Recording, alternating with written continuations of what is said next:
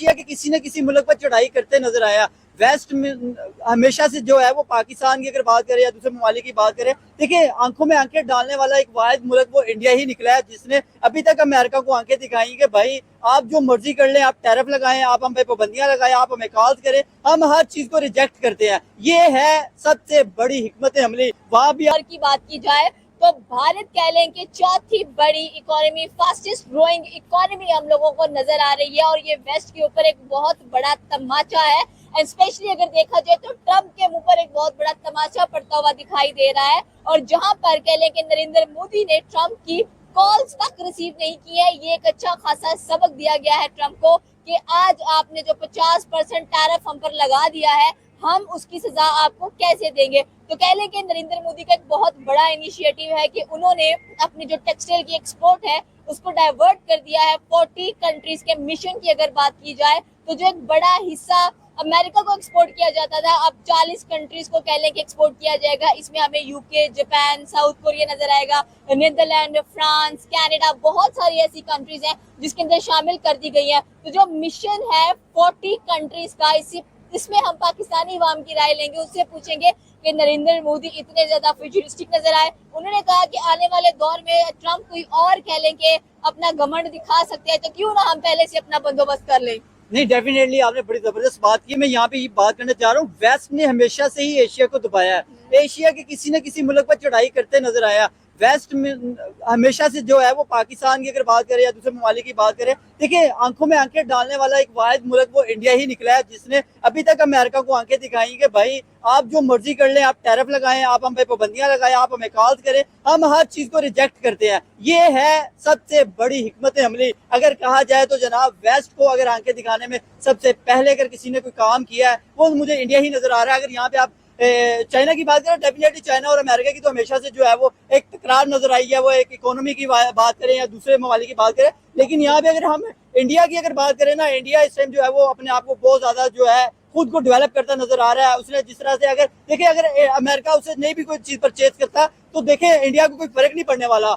India ने बाकी 40 या दूसरे जो कंट्रीज ममालिक हैं उनके साथ अपने रिलेशंस बेहतर करने की कोशिश की है, उनके साथ अपने ताल्लुकात बेहतर किए हैं, ताकि वो अपनी प्रोडक्ट उन तक पहुंचाएगा, उन तक सेल करेगा, उन तक तेल पहुंचाएगा, उन तक दूसरी दुनिया की चीजें पहुंचाएगा और सस्ती और मयारी चीजें मिलेंगी। डेफिनेटली इंडिया को भी फायदा होगा, दूसरे ममालिक को भी फायदा होगा। टेक्सटाइल कह लें कि एक मेजर कंपोनेंट नजर आता है आपकी कंट्री का, एंड मेजर एक्सपोर्ट इंडस्ट्री भी नजर आती है। अगर हम अपने टेक्सटाइल की बात करें तो हमारे यहाँ आपने देखा बांग्लादेश शिफ्ट हो चुकी थी वो, लेकिन इंडिया ने ये नहीं कहा कि हम कहीं और शिफ्ट कर देते हैं। हमारे पास अगर कह लें कि अमेरिका को बिगेस्ट एक्सपोर्टर नजर आते थे, लेकिन उन्होंने कहा कि हम इसका रुख चेंज कर देते हैं। जैसे नायरा रिफाइनरी की बात कर लें, उसके ऊपर टैरिफ लगा दिया। नेटो ने कहा कि ये बहुत अच्छी स्ट्रेटेजी है, बहुत ज्यादा जबरदस्त उन्होंने काम किया है। वो मतलब अमेरिका पे रिलायबल नहीं हुए, मतलब अमेरिका के ऊपर डिपेंडेंट नहीं हुए। उन्होंने ये नहीं कहा कि हम अमेरिका के जो है वो नीचे लग के उनकी मानेंगे। जैसे हमेशा से पाकिस्तान अपने जितने भी मसाइल होते हैं, जितने भी क्राइसिस होते हैं,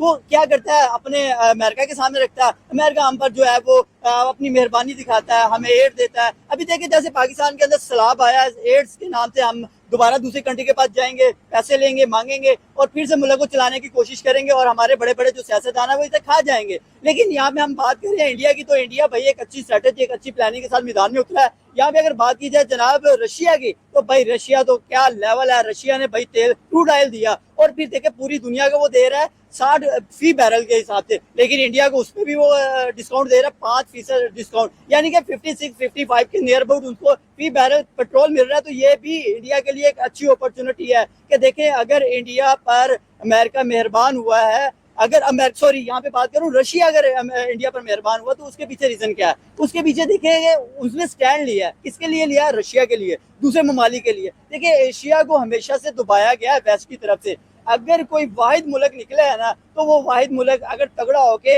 अपने आप को आगे लेके आया तो वो इंडिया है। इकोनॉमी वाइज अगर बात करें तो वो दुनिया की चौथी बड़ी इकोनॉमी ऐसे नहीं बन गया, उसने अपने आप को डेवलप किया। वो टेक्नोलॉजी में हो, वो आईटी सेक्टर हो, वो एजुकेशन हो, वो ऑटोमोबाइल इंडस्ट्री हो, दुनिया के किसी भी इंडस्ट्री की अगर बात करें उसमें हम ये कह सकते हैं कि इंडिया ने देख लें कि गुजरात के अंदर ईवी एक और ईवी को इंट्रोड्यूस करवा दिया गया है, तो इट मींस कि वो अपनी इलेक्ट्रिक व्हीकल्स को इतना प्रमोट कर रहे हैं, वो अपनी मैंने जैसे नायरा रिफाइनरी की बात की, कहा कि ठीक है, और वही 72,000 करोड़ लगा कर उन्होंने कहा कि ठीक है आप लोग हम अफ्रीका की तरफ चले जाते हैं। तो ये एक स्ट्रेटेजिक माइंड होता है। ये चीज जबरदस्त आपने बात की है, लेकिन इसमें मैं कुछ चीजें मजीद भी ऐड करता जाऊंगा कि इंडिया की कुर्बतें जो है वो हमारे हमसाया मुल्क चीन के साथ बढ़ती नजर आ रही हैं। उसके पीछे क्या स्ट्रेटेजी है, क्या प्लानिंग है? उसके पीछे ये प्लानिंग है, ये स्ट्रेटेजी है कि वो चाहते हैं कि भाई हम लोग इकट्ठे हो जाएं इस खिते में, क्योंकि इस खिते को हमेशा से जो है वो डिप्रेस किया गया, उसको किसी न किसी तरीके से जो है वो नीचे जमीन की तरफ जो है वो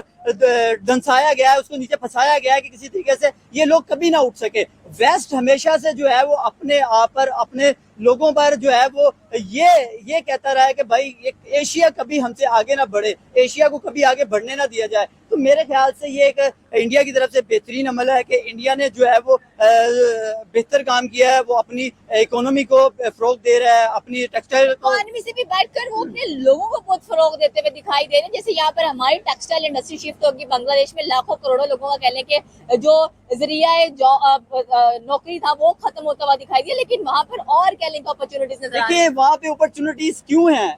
क्योंकि वो अपने लोगों के साथ खड़े रहते हैं, उन लोगों को अधूरा नहीं छोड़ते मुश्किल टाइम में। देखिए आज उन पर मुश्किल टाइम था तो उनकी हुकूमतें उनके साथ खड़ी हैं, उन्हें बताया है आप अभी भी अपनी चीजें प्रोड्यूस करें, हम आपको मार्केट देंगे, और वो दुनिया की मार्केट दे दी है। और अमेरिका गया तो कोई मसला नहीं है, 40 दूसरे ममालिक के साथ रिलेशन बेहतर कर लिए हैं। अभी आप बात कर रहे हैं पाकिस्तान की, तो पाकिस्तान से तो भाई हमने अपनी सारी इंडस्ट्री जो है वो बांग्लादेश शिफ्ट की है, और बांग्लादेश को भी बिठा दिया है, उसका पट्टा भी बिठा दिया है जब से वहां से हसीना वाजिद गई हैं। तो कहने का पर्पज ये है कि हम हर लिहाज से किसी न किसी को डबोने में हमारा हाथ होता है। और हम यहाँ पे अपने नेबर कंट्री की बात कर रहे हैं तो भाई उसने अपने आप को बेहतर किया, इम्प्रूव किया। दुनिया में अगर वो किसी जगह पे खड़े हैं तो दुनिया में उनका डंका बजता नजर आ रहा है। उसके पीछे भी यही है कि उन्होंने एक अच्छी स्ट्रैटेजी की है, उन्होंने डैम्स बनाए हैं, उन्होंने अपने लोगों के लिए सस्ती और मयारी चीजें बनाई है, दूसरी दुनिया के लिए अच्छी और सस्ती मयारी चीजें बनाई है। थोड़ा बात करेंगे कि पाकिस्तान के अंदर इस वक्त सैलाब आया, पहले KP के खत्म होता हुआ दिखाई दिया, जम्मू की बात कर लें, कराची की बात करें, अब लाहौर की बारी आ गई। मैं सिर्फ इतनी सी बात करना चाहूंगा, मैं जिस एरिया से रहता हूँ, मैं भी लाहौर के शादरा एरिया में रहता हूँ,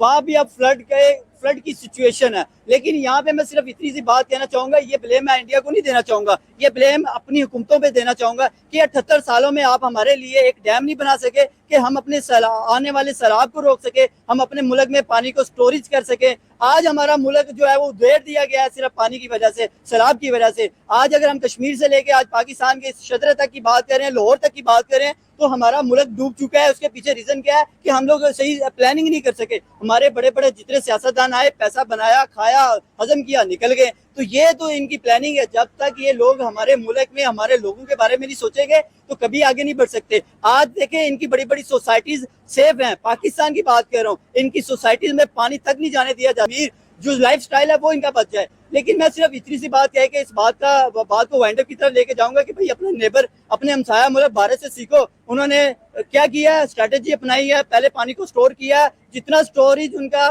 फिल हो गया तो उन्होंने पाकिस्तान में छोड़ दिया। लेकिन अफसोस इस चीज का है कि हम लोग उस पानी को स्टोर करने के लिए कोई डैम नहीं बना पाए। हमने पिछले 78 सालों में इस मुल्क को खाया है।